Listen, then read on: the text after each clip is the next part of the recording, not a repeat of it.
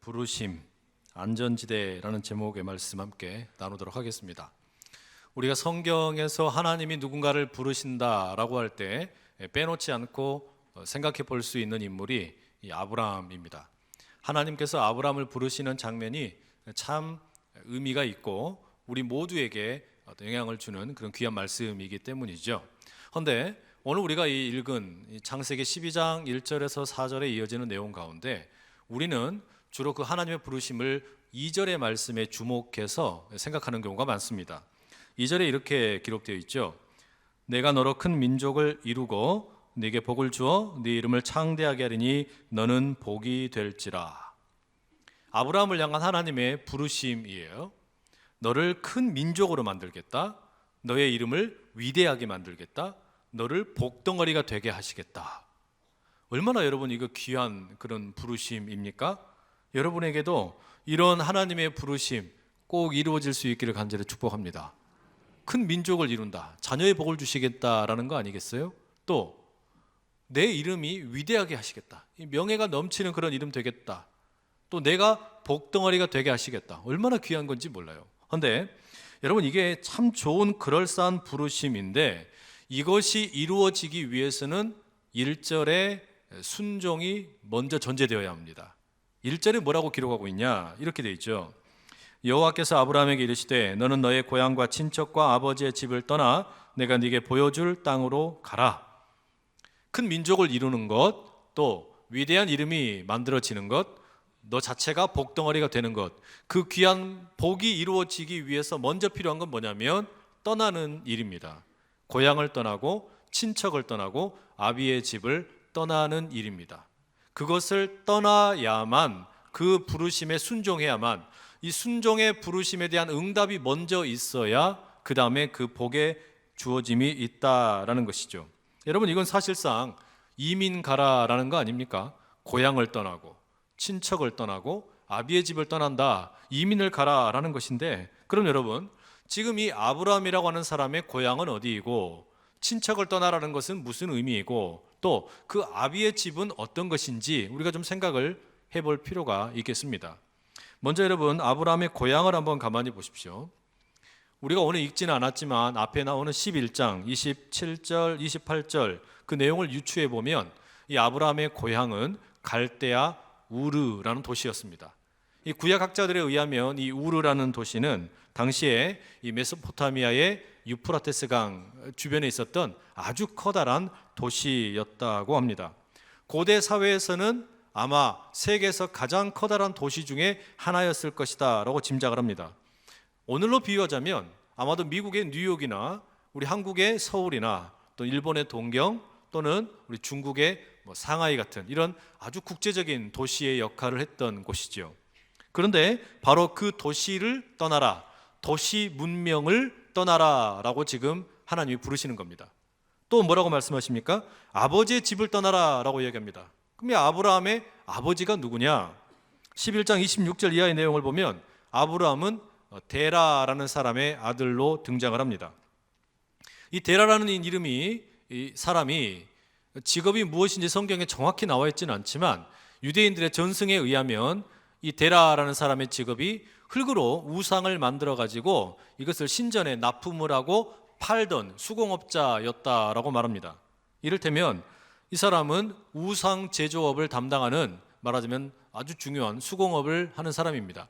그런데 이 당시 사회에서 이렇게 신전에서 사용하는 우상을 만드는 사람은요 아주 큰 부자였습니다.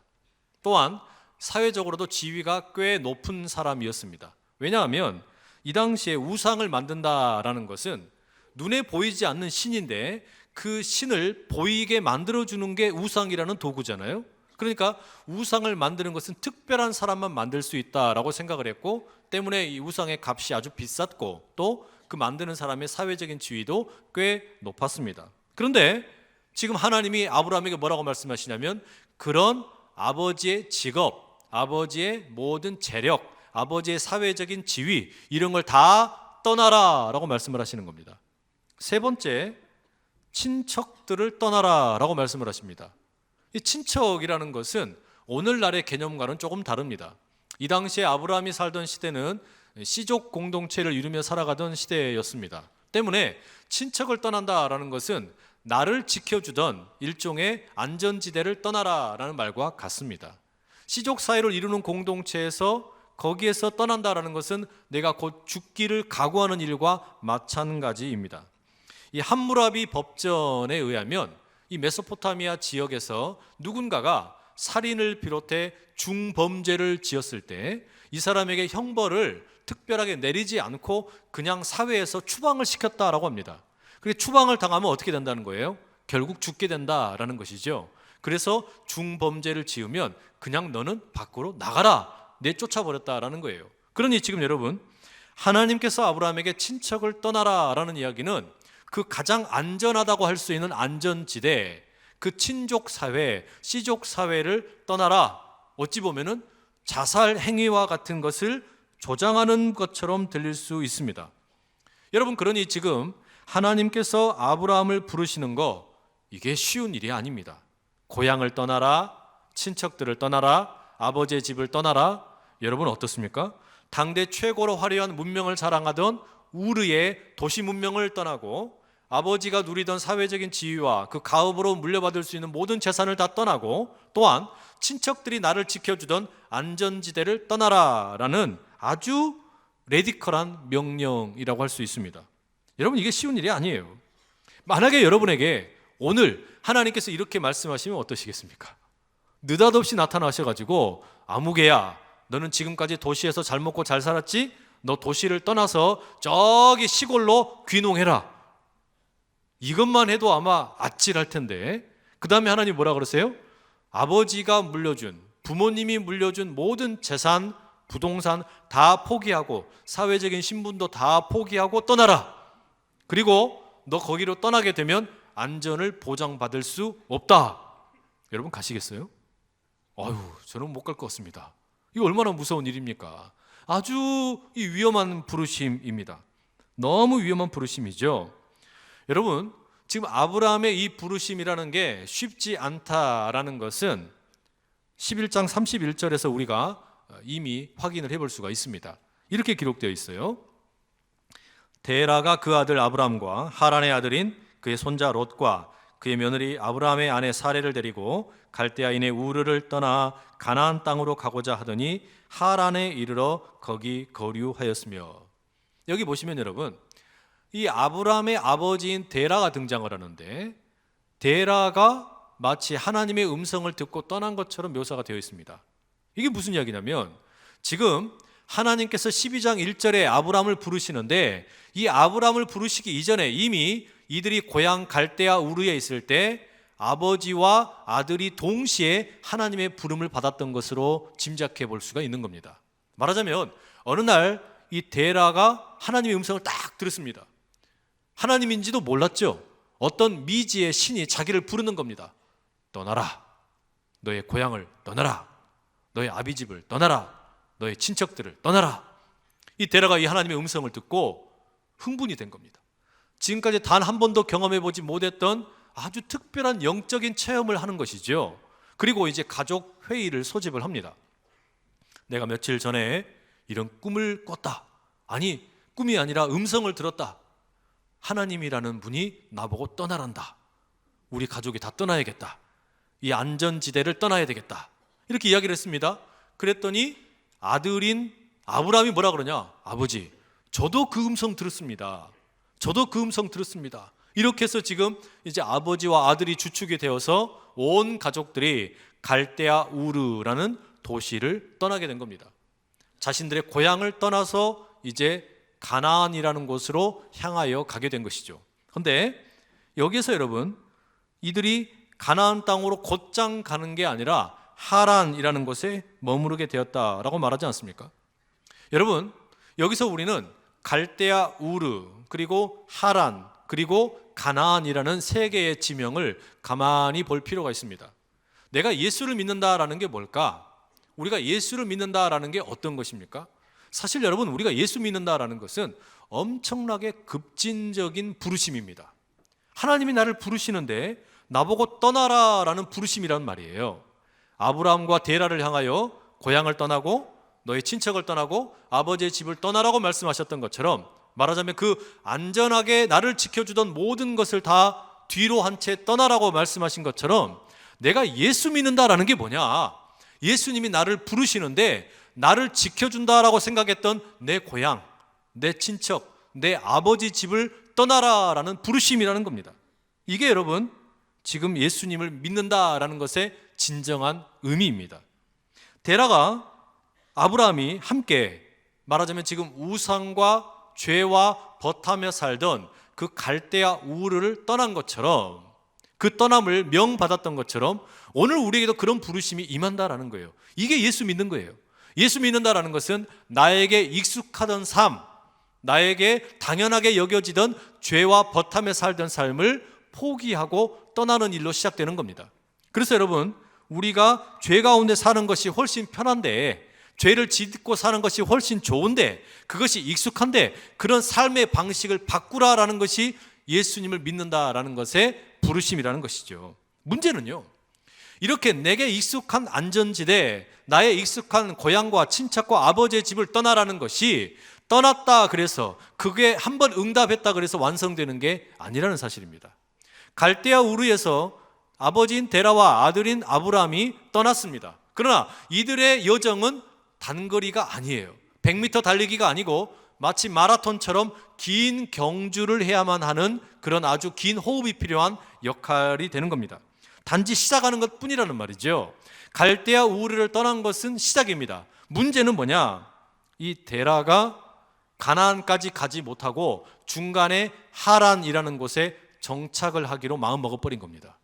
왜냐?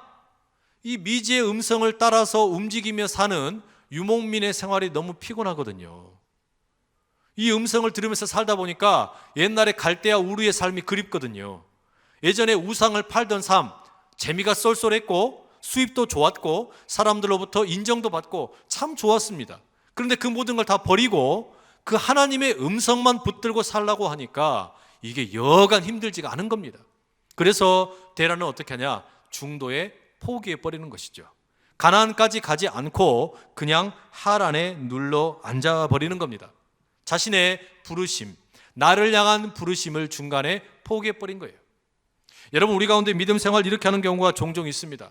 시작할 때는 참 멋졌는데, 하나님이 나 처음 부르셨을 때 너무너무 감격스러웠는데, 하나님이 나를 불러주신 것만 해도 너무 감격스러워가지고 예배만 드리면 눈물이 그렇게도 나고 감사가 넘치고 열정이 넘쳤는데, 이렇게 시간이 쭉 흐르다 보니까 어떻게 됩니까?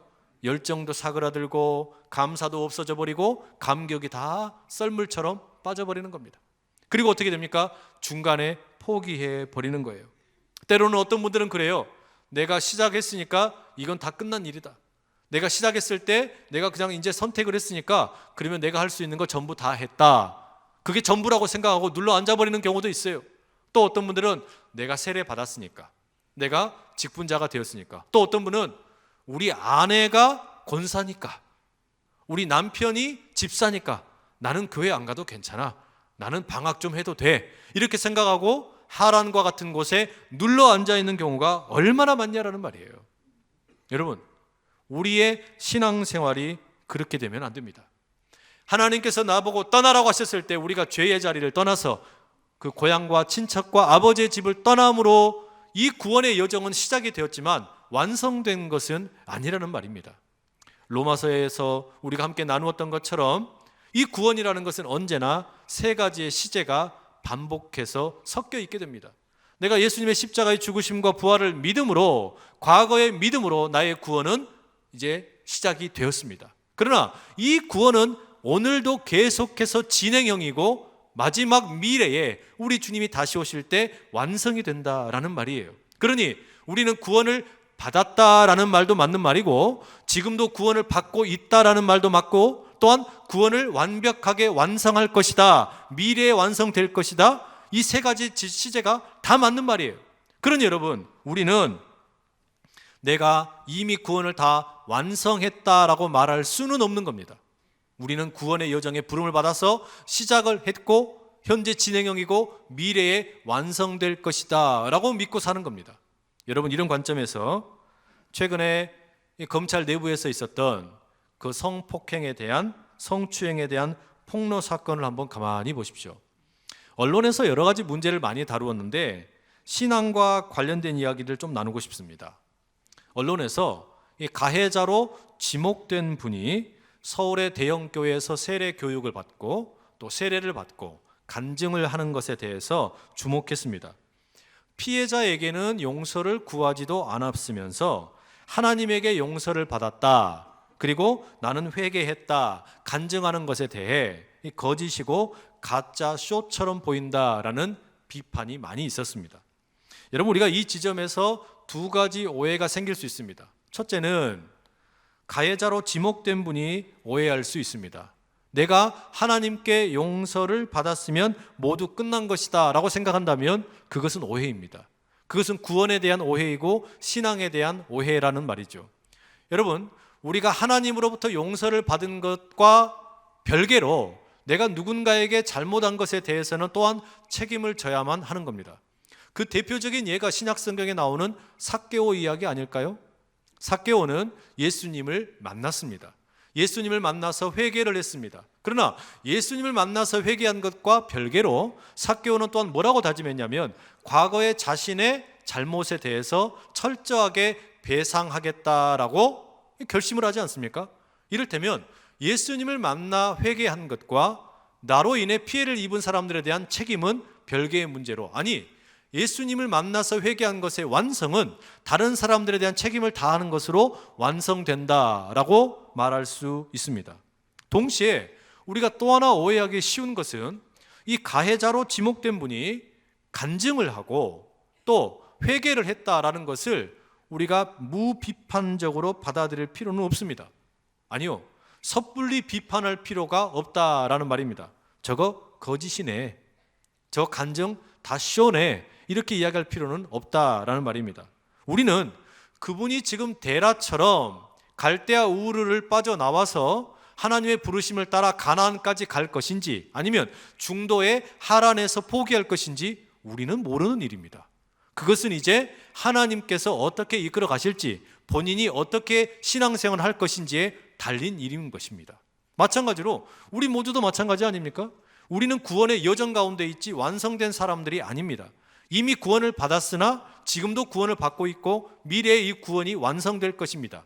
그때까지 우리는 서로를 격려해주고 도우면서 함께 이 구원의 길을 걸어가는 것이지, 누군가가 간증을 하고 회개를 하는 것에 대해서 너무 섣부르게 판단할 필요는 없다라는 것이죠. 바라기는 우리의 구원이 주님 오시는 그날까지 최선을 다한 경주가 될 수 있기를, 그래서 여기 함께 예배 드리시는 우리 모두가 하란에서 중도에 머무르지 않고 포기하지 않고 끝까지 이 부르심에 응답할 수 있기를 간절히 축복합니다. 이런 관점에서 여러분, 이 하나님의 부르심과 아브라함의 응답을 다시 한번 바라보십시오. 이 아버지 데라는 이제 너무 지쳤어요. 나이도 많이 들었습니다. 그래서 하란이라는 곳에 마음이 들어서 그냥 정착을 하기로 마음 먹지요. 중도에 포기한 겁니다. 그런데 아브라함은 포기를 안 했습니다. 하나님의 부르심을 듣고 멈춤이 없이 계속해서 따르기로 작정을 하는 겁니다. 아주 엄청난 사람이죠. 대단한 것이죠. 안전지대 떠나라, 그 고향과 친척과 아버지의 집을 떠나라, 이 부르심 앞에 아브라함이 열심히 응답을 했습니다. 중간에 포기하지 않았어요.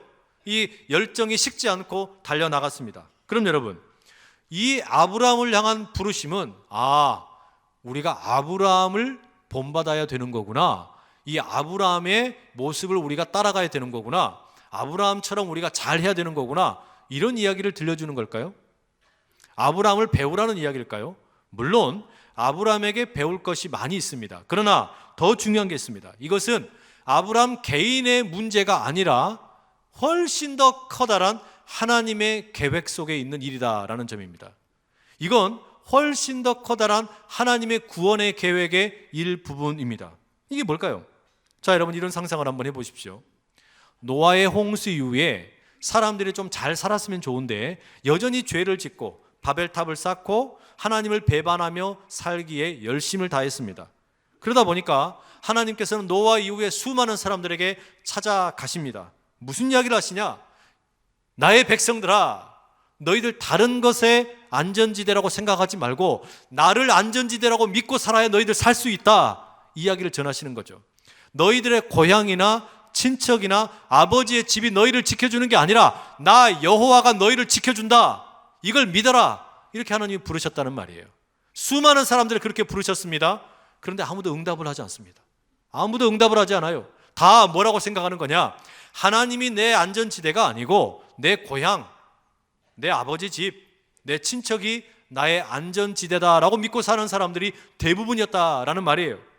그런데 바로 그런 사람들의 삶의 결론이 뭐냐? 하나님이 내 진정한 피난처, 하나님이 내 진정한 안전지대가 아니고 나의 고향과 친척과 아버지의 집이면 나는 만족한다, 이렇게 살아가는 사람들의 결론을 11장 30절에 이렇게 이야기합니다. 사레는 임신하지 못함으로 자식이 없었더라. 여러분, 이게 노아 홍수 이후에 하나님이 아니라 고향과 친척과 아버지의 집이 내 안전지대다라고 생각하고 살았던 사람들의 결론입니다. 불임이라는 이야기예요. 여러분, 이것은 지금 족보의 마지막을 보여주는 내용인데, 노아 이후에 노아에게는 아들이 셋이 있었죠. 셈과 함과 야벳입니다. 함과 야벳은 뒤로 해놓더라도 셈은 그래도 하나님을 예배하려고 노력했던 아들이에요. 그 셈의 족보가 11장에 쭉 나오는데 그 족보에 데라가 나오고 데라의 아들이 아브라함으로 소개가 됩니다. 그런데 이 집안의 족보의 끝이 뭡니까? 불임이에요. 불임. 그럼 여러분, 미래가 있습니까? 없습니까? 이 집안에 미래가 없다라는 이야기예요. 이 집안엔 더 이상 미래가 없다, 앞으로의 아무런 기대할 것이 없다라는 말입니다. 무슨 이야기냐? 하나님을 안전지대로 두지 않고 내 고향, 내 친척, 내 아버지 집이 나에게는 피난처이고 안전지대다라고 생각하는 사람들, 그 사람들의 결론은 끝이 없다라는 거예요. 결국 미래가 없다라는 이야기입니다. 아무런 가능성이 없다라는 거예요. 여러분, 이 말씀 꼭 붙드셔야 됩니다. 내가 하나님을 진정한 나의 피난처, 안전지대로 삼지 아니하고 나의 고향이나 친척이나 아버지의 집을 안전지대라고 생각을 하면 그것이 나의 자신이거든, 내 가정이든 내 일터이든 내 나라든 내 민족이든 미래는 없습니다. 하나님을 안전지대로 두지 않는 그 어떤 것도 모두 다 불임의 끝을 경험할 수밖에 없다라는 말입니다. 말하자면 우리는요, 우리 스스로 미래를 개척할 수 없다라는 말입니다. 하나님을 인생의 안전지대로 주지 않으면 절대로 우리는 미래를 스스로 해결할 길이 없어요. 불임의 상태를 벗어날 수가 없습니다. 그렇다면 여러분, 바로 이렇게 끝났던 그 족보 이후에 아브라함을 부르신다, 이게 무슨 사건이겠습니까? 아브라함의 집안이 끝날 때 불임으로 끝났는데, 그래서 더 이상 미래가 없는데 하나님이 그를 부르셨대요. 너는 고향과 친척과 아버지의 집을 떠나서 내가 너에게 지시할 땅으로 가라. 내가 너를 큰 민족이 되게 하고 너의 이름을 위대하게 만들고 너를 복덩어리로 만들겠다. 여러분, 이건 개인을 부르시는 게 아닙니다. 아브라함이라는 한 사람을 통해서 하나님께서 하나님을 믿는 사람에게 살 길을 열어주겠다라는 결단입니다. 하나님을 믿는 사람, 하나님을 피난처로 생각하는 사람, 하나님을 안전지대로 붙드는 사람, 그들은 다 살게 하시겠다라는 하나님의 마음과 뜻이 담겨 있는 일입니다. 그렇기 때문에 여러분, 아브라함을 향한 하나님의 이 부르심이 과격합니다. 떠나라, 내 고향을 떠나라, 아버지의 집을 떠나라, 너의 친척을 떠나라. 그때 내가 너의 안전지대가 되어주겠다라는 말씀이에요. 떠나면 내가 너의 안전지대, 너의 피난처가 되겠다라고 말씀하시는 겁니다. 그래서 익숙한 것을 떠날 때, 죄와 벗하며 살면서 이거 있으면 나 안전한데요, 이거 있으면 나는 충분히 살 수 있는데요, 그것을 떠나야만 우리가 불임의 상태, 미래가 없는 상태를 벗어나서 진짜 미래가 열리게 된다라는 것이죠. 그럼 여러분 보십시오. 이 부르심이라는 것이 아브라함에게 무슨 근거가 있어서, 아브라함에게 무슨 가능성이 있어서, 아브라함에게 무슨 잠재력이 있어서 부르시는 겁니까? 전혀 그렇지가 않아요. 아브라함에게 뭔가 앞으로 뭔가 좋은 것이 있어 보이니까, 아브라함 안에 뭔가 가능성이 있어 보이니까, 야, 너는 싹수가 있구나, 그래서 내가 너를 부른다, 이게 아니라는 이야기예요. 아브라함은 가능성이 없는 사람입니다. 불임입니다. 생명을 이어갈 방법이 없고, 집안을 일으킬 방법이 없고, 나라를 만들 방법이 없어요. 복덩어리가 될 수가 없어요. 자기가 죽으면 끝인데 어떻게 복덩어리가 됩니까? 그런데 아브라함을 하나님이 왜 택하셨냐? 철저하게 불가능한 존재이니까, 1%의 가능성도 없는 존재이니까 이 아브라함이라는 존재를 들어 사용하셔서 하나님의 100%의 기적을 샘플로 보여주시려고 하는 겁니다. 아브라함 봐라, 아브라함처럼 불임이었던 이 가정을 내가 이렇게 세웠다. 이 불임의 가정에 생명을 주었다. 무에서 유를 창조했다. 내가 그 여호와 하나님이다. 그걸 여러분 아브라함을 통해서 지금 말씀해 주시려고 하신다는 말이죠. 그래서 아브라함은 하나님의 손에 붙들린 은혜의 샘플입니다. 아브라함의 인생 자체가 하나님의 복음의 샘플이 된다라는 말이에요. 그러면 무슨 일이 펼쳐지냐? 당신도 아브라함처럼 하면 큰 민족을 이룰 수 있다. 당신도 아브라함을 따라가면 당신의 이름이 위대해진다. 다른 이유 때문이 아니라, 내 안에 있는 가능성 때문이 아니라 하나님 때문에 이 일이 펼쳐진다라는 것을 지금 아브라함을 통해 보여주기를 원하신다라는 말이죠. 여러분, 이게 하나님의 계획이에요. 하나님이 지금 아브라함을 택하신 이유가 바로 여기에 있다라는 말입니다. 단 1%의 가능성도 없는 사람, 미래가 없는 사람, 그를 들어서 하나님께서는 말씀하십니다. 고향과 친척과 아버지의 집을 떠나서 나를 안전지대로 삼아라. 그러면 이제 내가 너의 안전지대가 되어서 모든 것을 이루어 주겠다. 여러분, 이 복이 지금 하나님에게 임하는 거예요. 여러분, 자, 이 부르심 앞에서 아브라함에게 무슨 가능성이나 잠재력이 있는 것이 아니라면 이제 아브라함은 어떻게 응답을 해야 됩니까? 다른 게 없어요. 그냥 믿고 나가는 것밖에 없는 겁니다. 이 음성을 그냥 듣고 가는 것밖에 없어요. 자, 그럼 여러분, 아브라함의 응답을 보십시오. 12장 4절 이렇게 기록하죠. 이 아브라함이 여호와의 말씀을 따라갔고 롯도 그와 함께 갔으며 아브라함이 하란을 떠날 때에 75세였더라. 여러분, 아브라함이 그 아버지 데라는 하란에 머무르기로 작정을 했는데 자신은 다시 하란을 떠나기로 결심했을 때 이게 왜 쉬운 일이었겠습니까? 쉬운 일이 아니죠. 눈물도 많이 흘렸을 것이고요, 밤마다 고민했을 것이고, 잠을 못 이루고 뒤척인 날이 수두룩했을 겁니다. 그렇게 고민을 하다가 드디어 이제 가족들에게 이야기를 합니다. 제가 떠나야 되겠습니다. 이 하나님의 음성에 제가 반응을 해야 되겠습니다. 그렇게 아브라함은 자기 생명을 걸고 떠나기로 작정을 합니다. 어디로 가야 할지도 모른 채 떠나는 겁니다. 그러나 그 아브라함, 이게 완성된 믿음이 아니고 완성된 하나님에 대한 신뢰가 아님에도 불구하고 그렇게 뚜벅뚜벅 걸어갔더니 어떤 일이 펼쳐집니까? 하나님이 그걸 예쁘게 보셨어요. 그래서 창세기 15장 6절 이렇게 기록되어 있죠. 아브라함이 여호와를 믿으니 여호와께서 이를 그의 의로 여기셨더라. 하나님께서 그 아브라함의 끈질긴 믿음, 하나님만 붙들기로 작정하는 그 아브라함의 그 마음, 하나님 그걸 예쁘게 보신 겁니다. 그래서 그것을 하나님이 의로 여기셨다. 믿음이 의롭게 됨으로 나가는 겁니다. 이 로마서에 나오는 그 바울의 가르침 아닙니까? 이신칭이 믿음으로 의롭게 된다. 바로 그 모습의 모델이 아브라함이라는 이야기예요. 그래서 신약성경의 히브리서 11장 8절 이렇게 말합니다. 믿음으로 아브라함은 부르심을 받았을 때에 순종하여 장래 유업으로 받을 땅에 나아갈새 갈 바를 알지 못하고 나아갔으며, 갈 바를 알지 못하고 내가 어디로 가야 할지 알지 못한 채 오로지 하나님의 음성만 들으며 갔다라는 겁니다.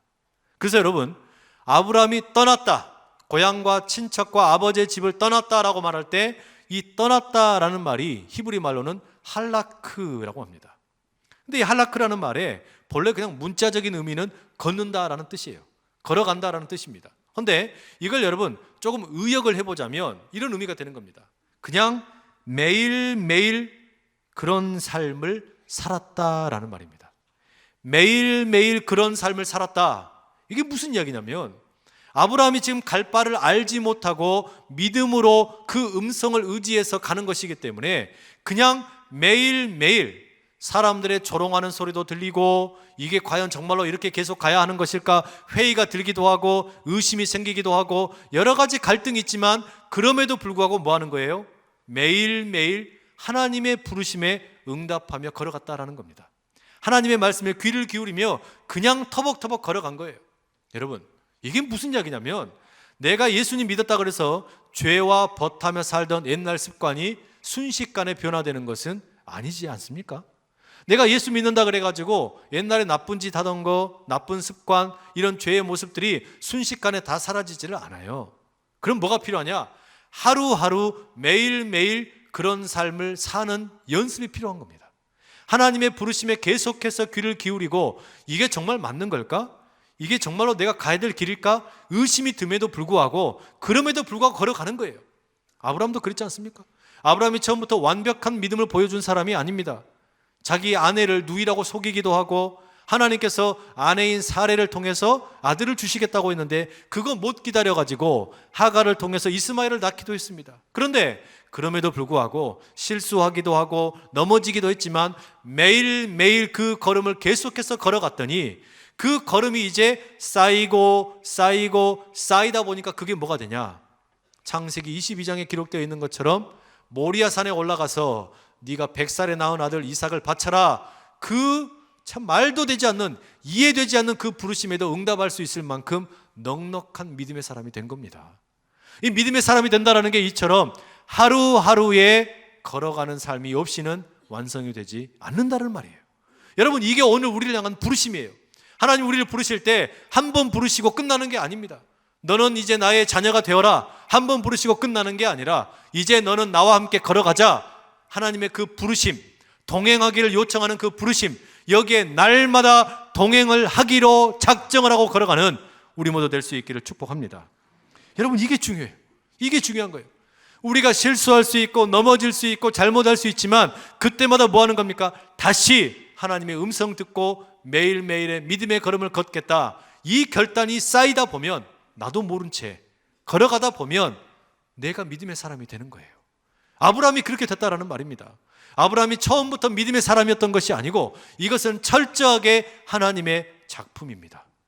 하나님께서 아브라함을 나중에 결국 믿음의 조상으로 만드신 것처럼 지금 내 모습 보면 너무나 나약하고 부족하고 터무니없이 모자란 것 투성이지만 잘 모르지만 믿음으로 갈 바를 알지 못하고 한 걸음 한 걸음 내딛다 보면 나중에 하나님께서 우리 모두를 아브라함처럼 믿음의 조상으로 세워주실 줄로 믿습니다. 우리 모두가 그래서 큰 민족을 이루게 되고 내 이름이 영예로운 믿음이 되고 그리고 하나님께서 우리를 이제는 네 자체가 복이다. 너 자체가 복덩어리다. 그렇게 말씀하시는 그런 은혜가 우리 모두 가운데 가득 펼쳐질 수 있기를 간절히 축복합니다. 그 걸음 걸어가는 동안에 여러분 우리가 경험하게 될 거예요. 불임이었던 가정에 생명의 잉태가 일어나고 죽음의 자리에서 생명의 자리로 장소를 이전하게 되고 무에서 유를 만드시는 하나님, 슬픔을 기쁨으로 만드시는 하나님, 절망을 소망으로 만드시는 하나님, 이 하나님이 우리 모두의 하나님 되시기를 간절히 축복합니다. 우리 시간 한번 같이 한번 기도하며 나가십시다. 이 시간에 기도하실 때 이런 마음으로 함께 기도하면 좋겠습니다. 하나님, 내가 벗하며 살아가던 익숙하게 살아가던 고향과 친척과 아버지의 집을 떠나서 우리 주님의 부르심 앞에 힘있게 응답하며 살게 하여 주시옵소서.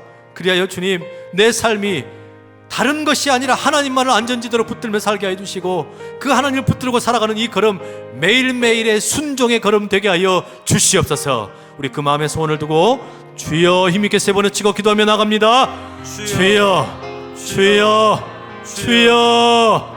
아버지 하나님, 간절히 구하며 나갑니다. 하나님의 부르심을 따라 아버지 우리가 걸어가는 이 믿음의 걸음 한순간에 완성되는 걸음이 아닐지언정 아버지님 포기하지 않고 갈대아 우르를 떠나 하란에 머무르지 않고 중도에 머무름이 없이 힘껏 가나안까지 걸어가는 믿음의 여정 되게 하여 주시옵소서. 갈 바를 알지 못하고 걸어가지만 그러나 주여 하나님의 부르심이 있기에 예수님의 부르심이 있기에 그 걸음을 끝까지 걸어가는 아버지 우리 모두 다 되게 하여 주시옵소서. 내가 안전하다고 생각했던 고향과 친척과 아버지의 집을 떠나서 하나님이 나의 안전지대이십니다. 하나님은 나의 피난처이십니다. 이 믿음 가지고 달려갈 때 하나님 참으로 우리에게 복을 주시고 능력을 주시고 우리의 이름을 창대하게 하시는 것을 경험하는 위대한 역사 펼쳐지게 하여 주시옵소서.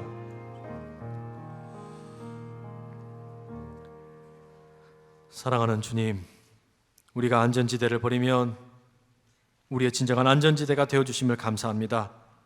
내가 피난처라고 생각했던 것을 떠나면 진정한 피난처가 되어주심을 감사드립니다.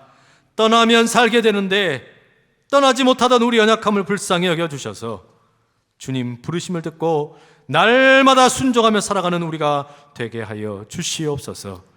예수 그리스도의 이름으로 기도드립니다. 아멘.